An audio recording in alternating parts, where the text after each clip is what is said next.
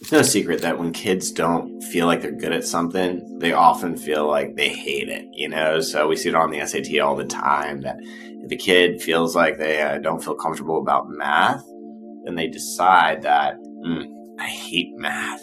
It becomes a sore subject, something they don't want to talk about from the past, right? Just like an embarrassing moment that, you don't want to bring up because it's freaking embarrassing. So, we're always trying to help students co-regulate on that front. But it's funny when you really think about it, they're not the only ones who's scared or don't like things that they're not good at. Private schools really don't like the SAT, which then goes back to, wow, they're not good at moving the needle on that score. Now, you wonder why, and it always comes back to the familiar talking points about, we don't want to teach to a test, we want to be more holistic and all of that. But just to keep in mind their power to be holistic in terms of customizing their instruction to each individual student. What we're finding is each student's increasingly neurodiverse, having very unique learning abilities. And so the idea that it's a holistic instruction thing, but instead it's really actually standardized for the whole class is super interesting.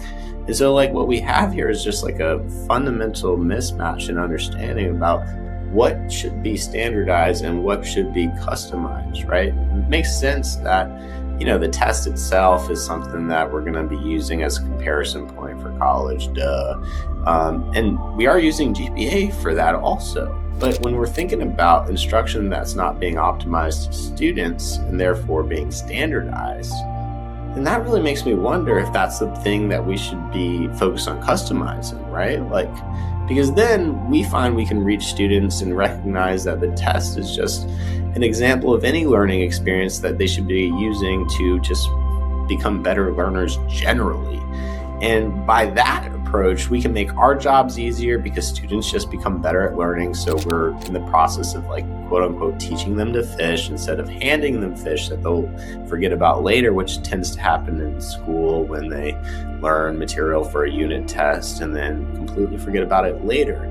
So we're in the business of dream catching, I always say, which is turning those basic kind of fuzzy understandings of topics from the past and making them part of their conscious reality, remembering those dreams from high school. And that's how students leave high school with skills intact, ready to go to college and are able to say, I remember lots from high school, specific ideas around reading, math, and all the rest, and aren't left as adults thinking wow, what did I even learn? I feel like I learned everything from work. So simple idea when it comes down to it, which is, hey, don't trust, anybody who doesn't like something when they're trying to give advice to you about your child's future. Because the simple idea is, hey, they're not good at helping your kid get there for a lot of reasons. The structure of the school, the fact that a lot of times there's public health realities impeding brain function among both faculty and students. And it's a nightmare that, once you work your way out of, you start to realize, hey, I'm a lot more brilliant than I thought. And including on the test, forget the idea that, a student's a bad test taker. Of course, anybody would be if they're vulnerable to toxins in school and also just not built to learn in that kind of stressful environment when there's so much pressure and evaluation placed on learning and not enough learning about learning on the teacher's part.